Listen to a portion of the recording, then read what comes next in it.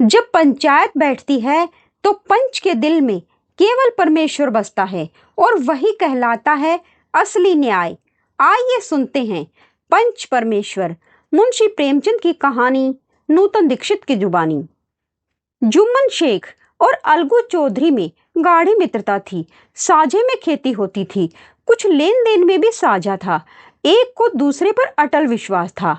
जुम्मन जब हज करने गए थे तब अपना घर अलगू को सौंप गए थे और अलगू जब कभी बाहर जाते तो जुम्मन पर अपना घर छोड़ देते।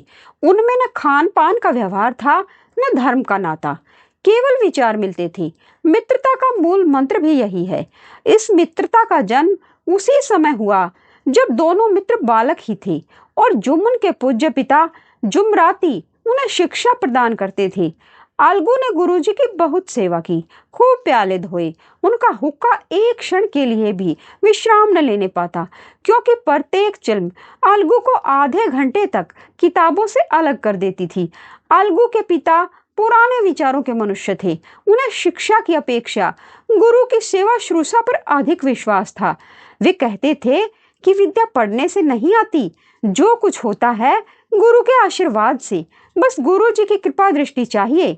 अतएव यदि अलगू पर जुमराती शेख के आशीर्वाद अथवा सत्संग का कुछ फल न हुआ तो यह मानकर संतोष कर लेना कि विद्योपार्जन में मैंने यथाशक्ति कोई बात उठा नहीं रखी।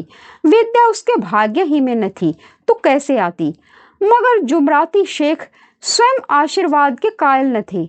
उन्हें अपने सोटे पर अधिक भरोसा था और उसी सोटे के प्रताप से आज आसपास के गांव में जुम्मन की पूजा होती थी। उनके लिखे हुए रहननामे या बैनामे पर कचहरी का मुहर्रिर भी कदम न उठा सकता।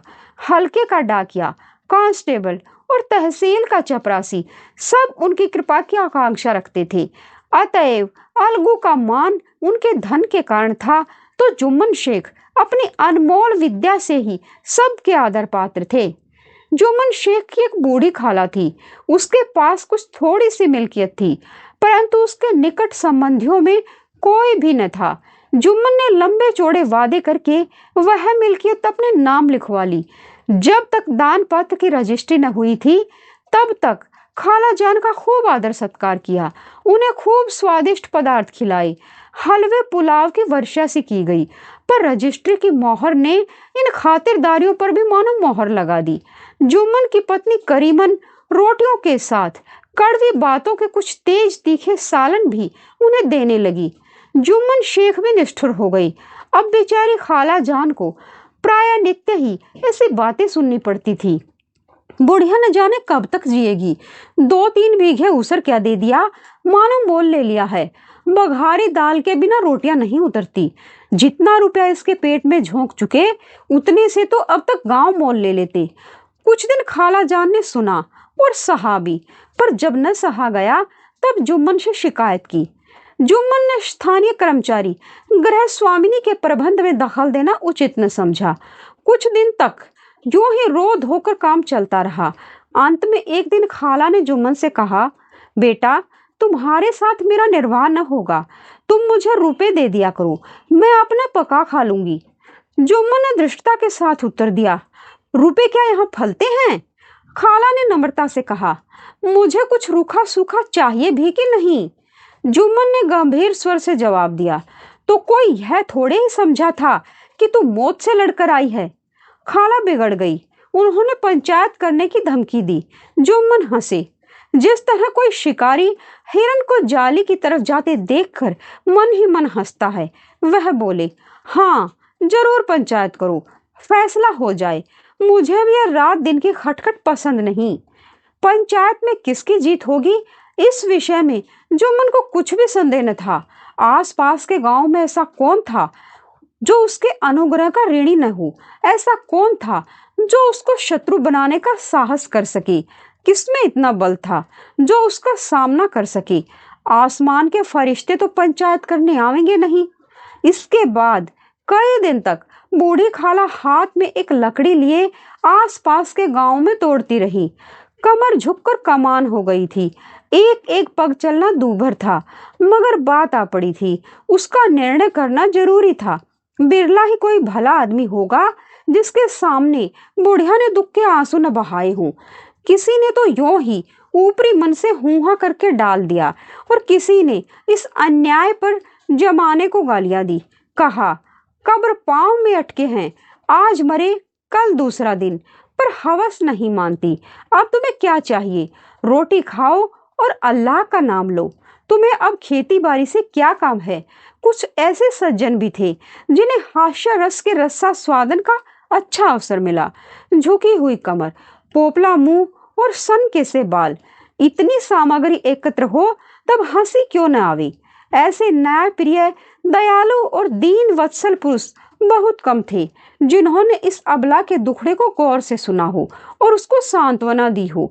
चारों ओर से घूम घाम कर बेचारी अलगू चौधरी के पास आई, लाठी पटक दी और दम लेकर बोली, बेटा तुम भी दम भर के लिए मेरी पंचायत में चले आना।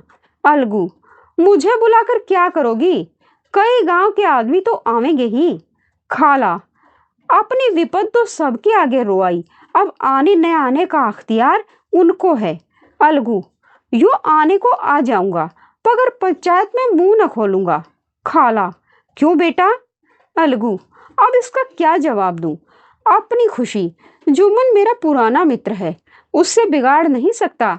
खाला, बेटा क्या बिगाड़ के डर से ईमान की बात न कहोगे? हमारे सोए हुए धर्म ज्ञान की सारी संपत्ति लुट जाए तो उसे खबर नहीं होती, परंतु ललकार सुनकर वह सचेत हो जाती है, फिर उसे कोई जीत नहीं सकता। अलगू इस सवाल का कोई उत्तर न दे सका, पर उसके हृदय में ये शब्द गूंज रहे थे, क्या बिगाड़ के डर से ईमान की बात न कहोगे? संध्या समय एक पेड़ के नीचे पंचायत बैठी। शेख जुम्मन ने पहले से ही फर्श बिछा रखा था। उन्होंने पान, इलायची, हुक्के, तंबाकू का अच्छा प्रबंध किया था। हाँ, वे स्वयं अलबत्ता अलगू चौधरी के साथ जरा दूर पर बैठे। जब पंचायत में कोई आ जाता तब दबे हुए सलाम से उसका स्वागत करते। जब सूर्य अस्त हो गया और चिड़ियों की कलरव युक्त पंचायतें पेड़ों पर बैठी, तब यहाँ भी पंचायत शुरू हुई। फर्श की एक एक अंगुल जमीन भर गई, पर अधिकांश दर्शक ही थे। निमंत्रित महाशयों में से केवल वे ही लोग पधारे थे जिन्हें जुम्मन से अपनी कुछ कसर निकालनी थी। एक कोने में आग सुलग रही थी। नाई ताबड़तोड़ चिलम भर रहा था।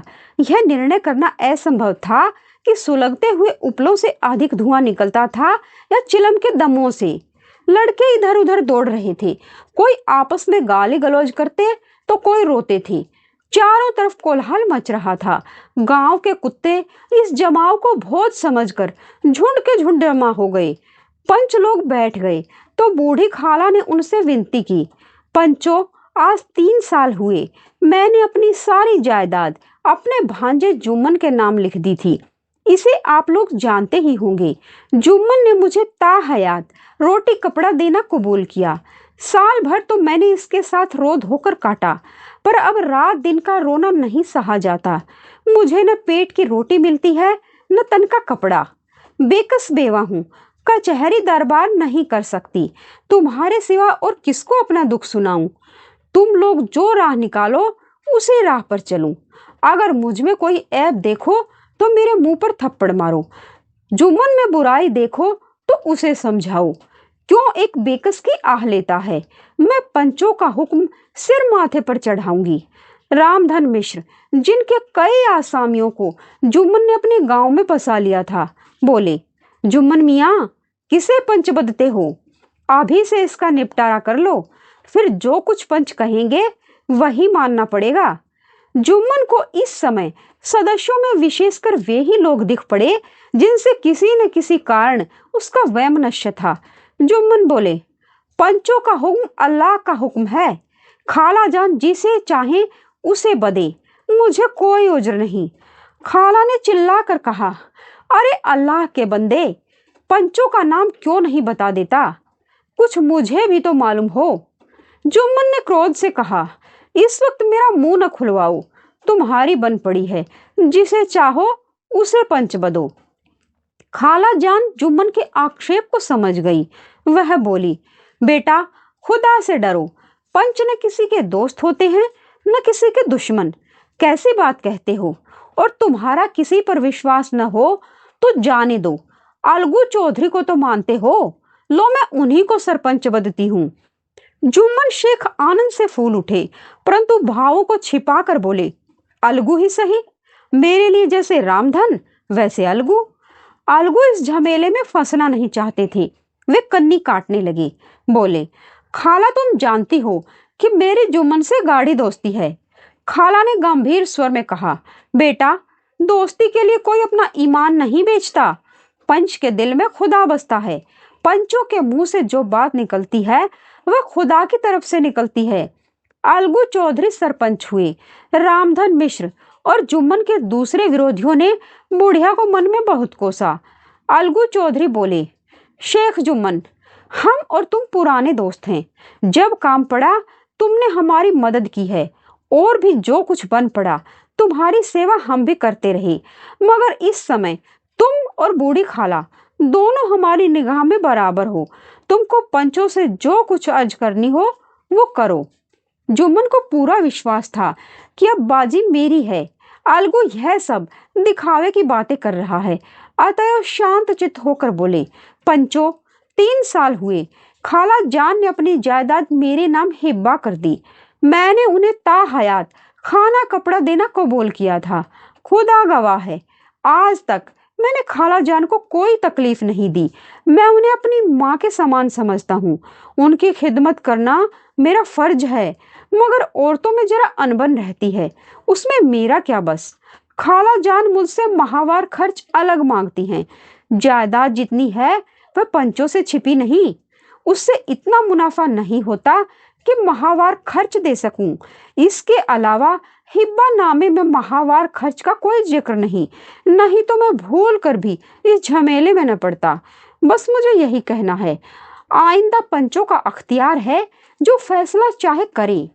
अलगू चौधरी को हमेशा कचहरी से काम पड़ता था, अतएव वह पूरा कानूनी आदमी था।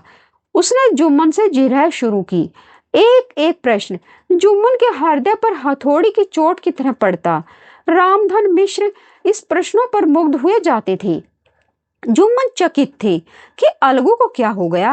अभी ये अलगू मेरे साथ बैठा हुआ कैसी कैसी बातें कर रहा था, इतनी ही देर में ऐसी काया पलट हो गई कि मेरी जड़ खोदने पर तुला है। न मालूम कब की कसर निकाल रहा है। क्या इतने दिनों की दोस्ती कुछ भी काम न आवेगी? जुम्मन शेख तो इसी संकल्प विकल्प में पड़े हुए थे कि इतने में अलगू ने फैसला सुनाया। जुम्मन शेख, पंचों ने इस मामले पर विचार किया। उन्हें यह नीति संगत मालूम होता है कि खाला जान को माहवार खर्च दिया जाए। हमारा विचार है कि खाला की जायदाद से इतना मुनाफा अवश्य होता है कि माहवार खर्च दिया जा सके। बस यही हमारा फैसला है। अगर जुम्मन को खर्च देना मंजूर न हो तो हिब्बा नामा रद्द समझा जाए। यह फैसला सुनते ही जुम्मन सन्नाटे में आ गई। जो अपना मित्र हो वही शत्रु का व्यवहार करे और गले पर छुरी फेरे। इस समय के हेर फेर के सिवा और क्या कहें। जिस पर पूरा भरोसा था उसने समय पड़ने पर धोखा दिया। ऐसे ही अवसरों पर झूठे सच्चे मित्रों की परीक्षा की जाती है। यही कलयुग की दोस्ती है। अगर लोग ऐसे कपटी धोखेबाज न होते तो देश में आपत्तियों का प्रकोप क्यों होता। यह हैजा और प्लेग आदि व्याधियां दुष्कर्मों के ही तो दंड हैं। मगर रामधन मिश्र और अन्य पंच अलगू चौधरी की इस नीति परायणता को जी खोल कर प्रशंसा कर रहे थे। वे कहते थे, इसका नाम पंचायत है। दूध का दूध और पानी का पानी कर दिया। दोस्ती दोस्ती की जगह है, किंतु धर्म का पालन करना मुख्य फर्ज है। ऐसे ही सत्यवादियों के बल पर पृथ्वी ठहरी हुई है, नहीं तो वह कब की रसातल को चली जाती। इस फैसले ने अलगू और जुम्मन की दोस्ती की जड़ें हिला दी। अब वे साथ साथ बातें करते नहीं दिखाई देते। इतना पुराना मित्रता रूपी वृक्ष सत्य का एक झोंका भी न सह सका। सचमुच वह बालू ही की जमीन पर खड़ा था। उनमें अब शिष्टाचार का अधिक व्यवहार होने लगा। एक दूसरे की आवाभगत ज्यादा करने लगी। वे मिलते जुलते थे, मगर उसी तरह जैसे तलवार से ढाल मिलती है। जुम्मन के चित्त में मित्र की कुटिलता आठों पहर खटकती थी। उसे हर घड़ी यही चिंता रहती थी कि किसी तरह बदला लेने का अवसर मिले। अच्छे कामों की सिद्धि में बड़ी देर लगती है, पर बुरे कामों की सिद्धि में यह बात नहीं होती। जुम्मन को भी बदला लेने का अवसर जल्द ही मिल गया। पिछले साल अलगू चौधरी बटेसर से बैलों की एक बहुत अच्छी गोई लाए थे। बैल पछाही जाति के, सुंदर और बड़े बड़े सींग वाले थे। महीनों तक आसपास के गांव के लोग दर्शन करते रहे।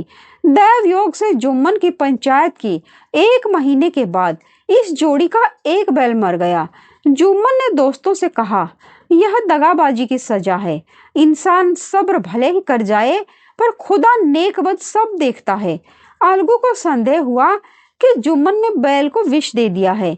चौधराइन ने भी जुम्मन पर ही इस दुर्घटना का दोषारोपण किया।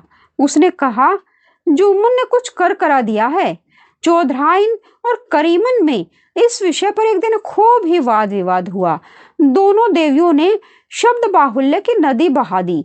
व्यंग्योक्तियों, अन्योक्तियों और उपमा आदि अलंकारों में बातें हुई।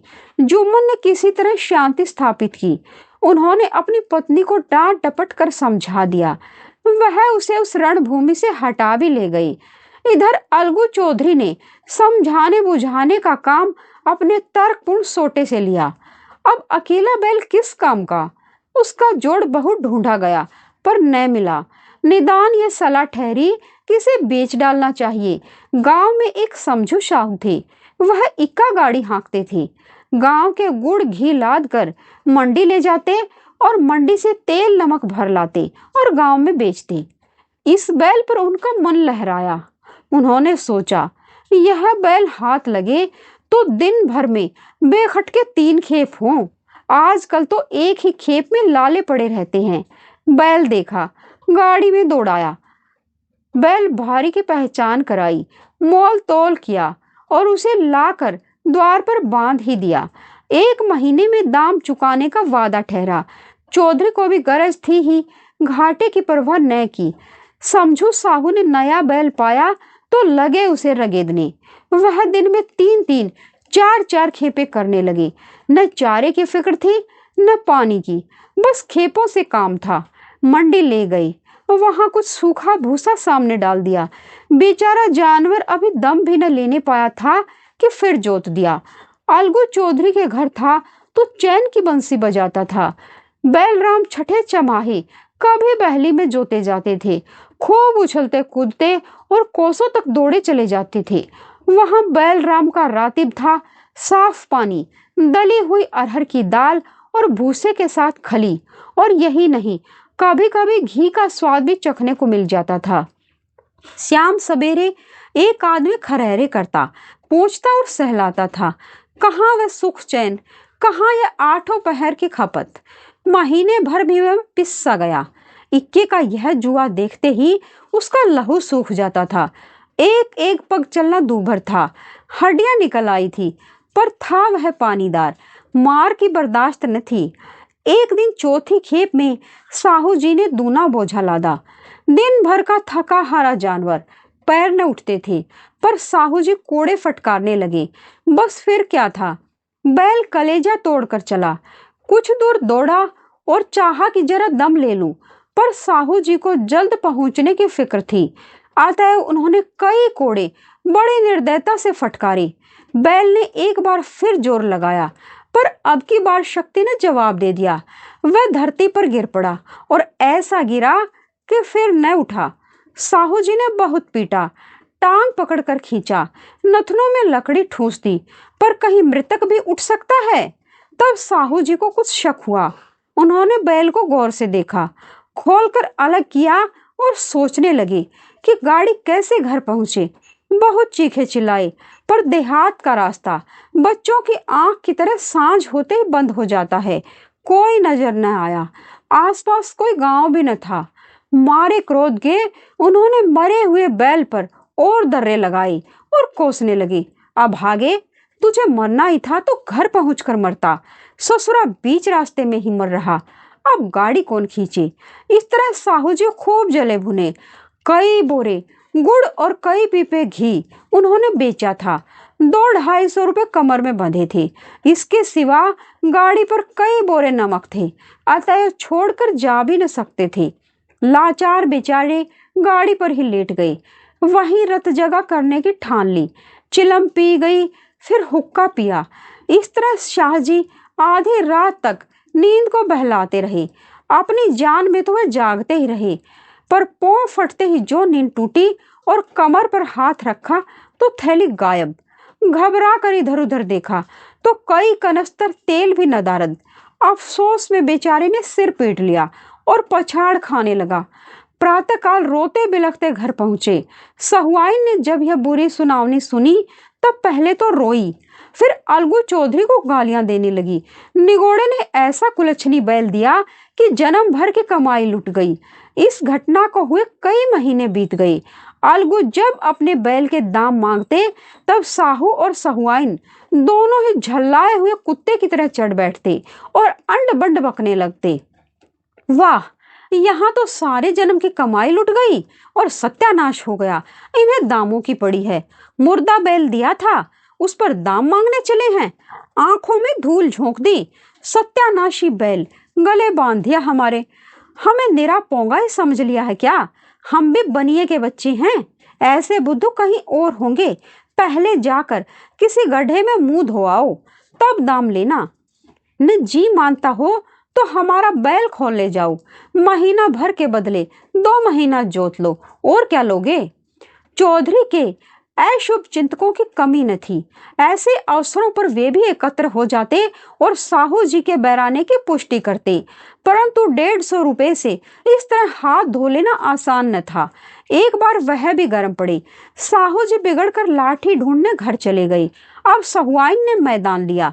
प्रश्नोत्तर होते होते हाथापाई की नौबत आ पहुंची। सहुआइन ने घर में घुसकर किवाड़ बंद कर लिए। शोरगुल सुनकर गांव के भले मानस घर से निकले। वह परामर्श देने लगे कि इस तरह से काम न चलेगा। पंचायत कर लो, कुछ तय हो जाए, उसे स्वीकार करो। साहू जी राजू हो गए। अलगू ने भी हामी भर ली। पंचायत की तैयारियां होने लगी। दोनों पक्षों ने अपने अपने दल बनाने शुरू किए। इसके बाद तीसरे दिन उसी वृक्ष के नीचे पंचायत बैठी। वही संध्या का समय था। खेतों में कोई पंचायत कर रहे थे।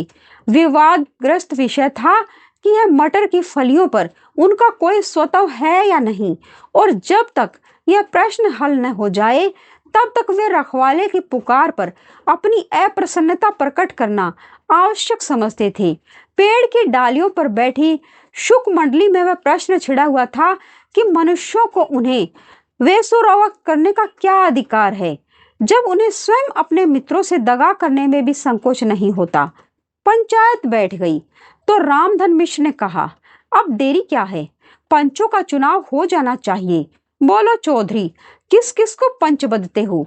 अलगू ने दीन भाव से कहा, समझू साहू ही चुन ले। समझू खड़े हुए और कड़क कर बोले, मेरी ओर से जुम्मन शेख। जुम्मन का नाम सुनते ही अलगू चौधरी का कलेजा धक धक करने लगा, मानो किसी ने अचानक थप्पड़ मार दिया हो। रामधन अलगू के मित्र थे। वह बात को ताड़ गए। पूछा, क्यों चौधरी, तुम्हें कोई उज्र तो नहीं? चौधरी ने निराश होकर कहा, नहीं, मुझे क्या उज्र होगा। अपने उत्तरदायित्व का ज्ञान बहुधा हमारे संकुचित व्यवहारों का सुधारक होता है।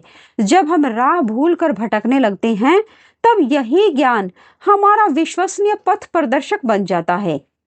पत्र संपादक अपनी शांति कुटी में बैठा हुआ कितनी धृष्टता और स्वतंत्रता के साथ अपनी प्रबल लेखनी से मित्र मंडली पर आक्रमण करता है, परंतु ऐसे अवसर आते हैं जब वह स्वयं मित्र मंडली में सम्मिलित होता है।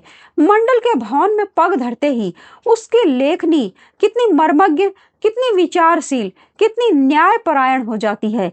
इसका कारण उत्तरदायित्व का ज्ञान है। नवयुवक युवावस्था में कितना उद्दंड होता है। माता पिता उसकी ओर से कितने चिंतित रहते हैं। वे उसे कुल कलंक समझते हैं, परंतु थोड़े ही समय में परिवार का बोझ सिर पर पड़ते ही वह अव्यवस्थित चित्त उन्मत्त युवक कितना धैर्यशील, कैसा शांतचित्त हो जाता है। यह भी उत्तरदायित्व के ज्ञान का ही फल है। जुम्मन शेख के मन में भी सरपंच का उच्च स्थान ग्रहण करते ही अपनी जिम्मेदारी का भाव पैदा हुआ। उसने सोचा, मैं इस वक्त न्याय और धर्म के सर्वोच्च आसन पर बैठा हूँ। मेरे मुंह से इस समय जो कुछ निकलेगा वह देववाणी के सदृश है और देववाणी में मेरे मनोविकारों का कदापि समावेश न होना चाहिए। मुझे सत्य से ज्यों भर भी टलना उचित नहीं। पंचों ने दोनों पक्षों से सवाल जवाब करने शुरू किए। बहुत देर तक दोनों दल अपने अपने पक्ष का समर्थन करते रहे। इस विषय में तो सब सहमत थे कि समझू को बैल का मूल्य देना चाहिए, परंतु वो महाशय इस कारण रियायत करना चाहते थे कि बैल के मर जाने से समझू को हानि हुई। उसके प्रतिकूल 2 सभ्य मूल के अतिरिक्त समझू को भी दंड देना चाहते थे, जिससे फिर कभी कोई किसी पशुओं के साथ ऐसा अत्याचार न करे। अंत में जुम्मन ने फैसला सुनाया, अलगू चौधरी और समझू साहू, पंचों ने तुम्हारे मामले पर अच्छी तरह विचार किया। समझू को उचित है कि बैल का पूरा दाम दे। जिस वक्त उन्होंने बैल लिया उसे कोई बीमारी न थी। अगर उसी समय दाम दे दिए जाते तो आज समझू उसे फेर लेने का आग्रह न करते।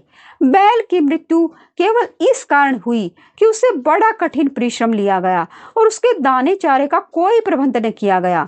रामधन मिश्र बोले, समझू ने बैल को जानबूझकर मारा है, अतः उससे दंड लेना चाहिए। जुम्मन बोले, यह दूसरा सवाल है, हमको इससे कोई मतलब नहीं। झगड़ू साहू ने कहा, समझू के साथ कुछ रियायत होनी चाहिए। जुम्मन बोले, यह अलगू चौधरी की इच्छा पर निर्भर है कि वह रियायत करें या न करें, यह उनकी भलमनसी। अलगू चौधरी फूले न समाये, उठ खड़े हुए और जोर से बोले, पंच परमेश्वर की जय। इसके साथ ही चारों ओर से प्रतिध्वनि हुई, पंच परमेश्वर की जय। यह मनुष्य का काम नहीं, पंच में परमेश्वर वास करते हैं, यह उन्हीं की महिमा है। पंच के सामने खोटे को कौन खरा कह सकता है। थोड़ी देर बाद जुम्मन अलगू के पास आए और उनके गले लिपट कर बोले, भैया, जब से तुमने मेरी पंचायत की तब से मैं तुम्हारा प्राणघातक शत्रु बन गया था, पर आज मुझे ज्ञात हुआ कि पंच के पद पर बैठकर न कोई किसी का दोस्त है न दुश्मन। न्याय के सिवा उसे और कुछ नहीं सोचता। आज मुझे विश्वास हो गया है कि पंच की जबान से खुदा बोलता है। अलगू रोने लगे। इस पानी से दोनों के दिलों का मैल साफ हो गया। मित्रता की मुरझाई हुई लता फिर हरी हो गई। आप सुन रहे थे मुंशी प्रेमचंद की लिखी कहानी पंच परमेश्वर। अगर आपको ये कहानी अच्छी लगी तो वीडियो को लाइक करें और चैनल को सब्सक्राइब करें।